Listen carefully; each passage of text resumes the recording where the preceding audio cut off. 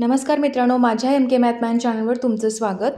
आज आपण वारंवार विचारले जाणारे प्रश्न आणि त्यासाठी छोट्या ट्रिक्स पाहणार आहोत. चला तर मग सुरुवात करूया. प्रश्न क्रमांक 1. प्राजक्ताने बँकेतून 36,000 रुपये दर साल दर शेकडा 12.5 दराने कर्जाऊ घेतले. 2.5 वर्षाच्या मुदतीत तिला किती पैसे परत करावे लागतील? तर सरळ व्याजाचा फॉर्म्युला इथे यूज करायचा आहे. सरळ व्याजाचा फॉर्म्युला काय आहे? P into N into R divided by 100. आता P किती आहे? 36,000. N आहे, N म्हणजे काय आहे? किती वर्षाची मुदत किती आहे? 2.5 वर्ष म्हणजे 2.5 लिहूयात. आणि रेट किती आहे? 12.5 रेट आहे. म्हणजेच किती होईल? 12 गुणिले 2 किती होईल? 24 अधिक 1 25. 25 भागिले 2 डिवाइड काय होईल? 100 होईल. आता हे 3600 गुणुले हे आपण कसं लिहू शकतो? 2.5 इंटू 12.5 डिवाइड काय होईल? याला पुन्हा 100 होईल. आता याचं कॅल्क्युलेशन काय होईल? हे 3600 गुणिले 2.5 इंटू 12.5 होईल 31.25 डिवाइड 100.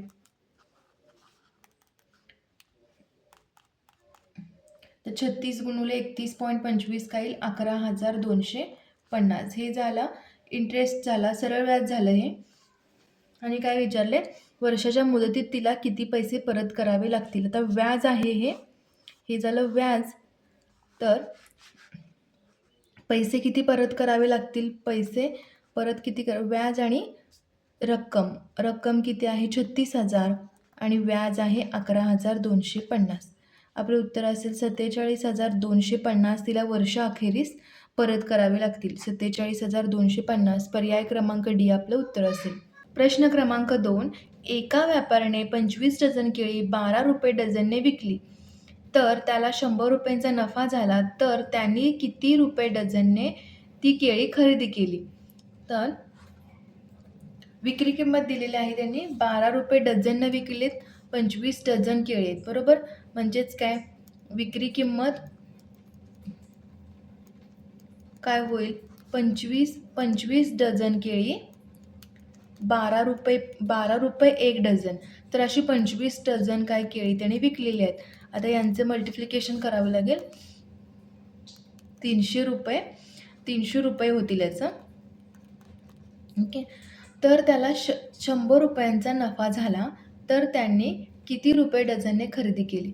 तर 100 रुपयांचा नफा झाला आहे. नफा किती झालेला आहे? 100 रुपयांचा. म्हणजेच खरेदी किंमत काय असणार आहे? 300 वजा 100 म्हणजे 200 रुपयाला त्याने ती 25 डझन केळी खरेदी केली आहेत. आता त्याने आपल्याला काय विचारले? 1 डझन किती रुपयाला होणार असं त्याने विचारले. म्हणजेच काय होईल? त्यांनी किती रुपये डझनने खरेदी केली असेल. किती रुपये डझनने म्हणजे 8 रुपये प्रति डझन. 8 रुपये आपलं उत्तर असेल इथं. मुले चुकून काय करतात? 200 रुपये लिहितात, कारण प्रश्न व्यवस्थित वाचला जात नाही, त्यामुळे आन्सर चुकीचं होतं आहे. आता 15 मार्चला आपली एक्झाम आहे पोलीस भरतीची. तर आपले 1500 प्लस क्वेश्चन आपण कवर केलेले आहेत आपल्या यूट्यूब चॅनलवरती. प्रत्येक प्रकारचा क्वेश्चन आपण इथे कवर केलेला आहे आणि प्रत्येक व्हिडिओमध्ये वेगवेगळे प्रश्न आपण इथे घेतलेले आहेत. तर फक्त तेवढा स्टडी केला तरी आपल्याला 25 आउट ऑफ 25 मार्क्स मिळू शकतात. एखाद्याने जर रेग्युलर व्हिडिओ बघितले असतील, रोजचा अपलोड होणारा रोजचा व्हिडिओ त्याने बघितला असेल, तर त्याचा खूपच फायदा होईल. तर राहिलेले व्हिडिओ पण तुम्ही बघू शकता आणि 25 पैकी 25 मार्क्स मिळवू शकता. चला तर वळूया पुढच्या प्रश्नाला. क्रमांक 3. 22 ते 52 पर्यंतच्या एकूण विषम संख्या किती? आता हा क्वेश्चन तुम्ही 22 ते 52 नंबर खूप लांब नाही आहेत, त्यामुळे तुम्ही काय करू शकताय? इझिली कॅल्क्युलेट करू शकता. अगदी हाताच्या बोटाने मोजूनसुद्धा कॅल्क्युलेट करू शकताय. पण जर मोठा क्वेश्चन असेल, मोठे जर नंबर दिलेले असतील, तर फॉर्म्युला कोणता यूज करायचा बघा, इथं सांगते मी तुम्हाला. ची विषम संख्या वजा पहिली विषम संख्या डिवाइड काय करायचं आहे? 2 ने डिवाइड करायचं आहे, प्लस 1 करायचं आहे. आता शेवटची विषम संख्या कोणती येईल याच्यामध्ये? 51 येईल. आणि पहिली विषम संख्या कोणती येईल? 21 येईल. 51 वजा 23 काय होईल? पहिली विषम संख्या काय होईल? 22 नंतर कोणती संख्या येणार आहे विषम? 23. 51 वजा 23 भागिले 2 गुणुले करायचं इथे 1 करायचं. याचं आन्सर काय येईल ते तुम्ही मला फाइंड करून सांगा. तर तुम्ही कमेंटमध्ये क्रमांक 4 रामपाल 101 पायऱ्या चढून एका देवालयात जातो. वर जाताना त्याने प्रत्येक पायरीवर तिच्या क्रमांका एवढी फुले ठेवली तर त्यास एकूण किती फुले सोबत न्यावी लागतील? फुले व पायऱ्या या प्रकारचे क्वेश्चन आता एक्झाममध्ये विचारले जात आहेत. तर इथं आपण कसं काढतोय ते बरोबर n+1 डिवायडेड बाय 2. आता n काय असणार आहे तिथे? n असणार आहेत पायऱ्या असणार आहेत. नंबर ऑफ तुमच्या किती पायऱ्या आहेत त्या म्हणजेच 101 अधिक 1 भागिले 2. 101 गुणुले 102 भागिले 2. 101 गुणुले 51. उत्तर असेल आपलं 5151 फुले रामपालला आपल्या सोबत न्यावी लागतील. ऑप्शन क्रमांक सी आपलं उत्तर असेल. क्वेश्चन नंबर 5 101 अधिक 102 अधिक 103 अधिक 104 200 पर्यंत या बेरीज किती, यांची बेरीज किती असा प्रश्न आहे. तर आपल्याला फॉर्म्युला माहिती आहे 1 + 2 + 3 या प्रकारचे क्वेश्चन हे रिपिटेटिव्ह क्वेश्चन आहेत. आपल्याला हे फाइंड करता येईल. आपल्याकडे याचा फॉर्म्युला आहे. आपल्याला नंबर जेव्हा 1 पासून स्टार्ट होतील त्यावेळी कोणतं सूत्र वापरायचं ते माहिती आहे.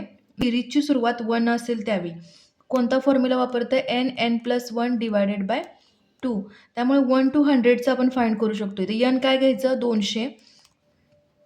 201 डिवाइड बाय 2 काय उत्तर येईल 20100 असं उत्तर येईल याचं 1 to 100. आता आपण एक्स्ट्रा नंबर किती घेतले त्याच्यामध्ये 1 + 2 + 3 + 100 + 101 + अप टू 200. आता या प्रश्नामध्ये विचारलंय काय एवढा भाग आपल्याला विचारलाय 101 to 200 आणि आपण हा काय केला एक्स्ट्रा भाग याच्यामध्ये घेतलाय. एक्स्ट्रा भाग याचं आपल्याला फाइंड करावं लागेल. तर यासाठी आपण काय सुरुवात 1 ने आहे सेम फॉर्म्युला यूज करणार n+1 डिवायडेड बाय 2.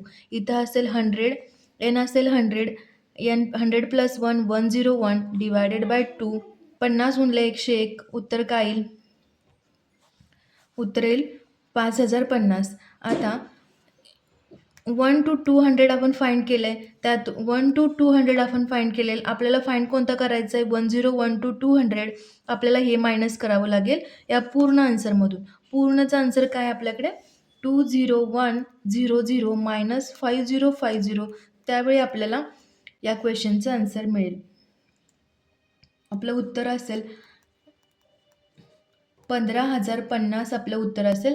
ऑप्शन क्रमांक ए आपलं उत्तर असेल. जर हा व्हिडिओ तुम्हाला आवडला असेल आणि तुमच्या फायद्याचा वाटला असेल तर व्हिडिओला लाईक करा आणि तुमच्या पोलीस भरती करणाऱ्या मित्रांना नक्की शेअर करा. थँक्यू.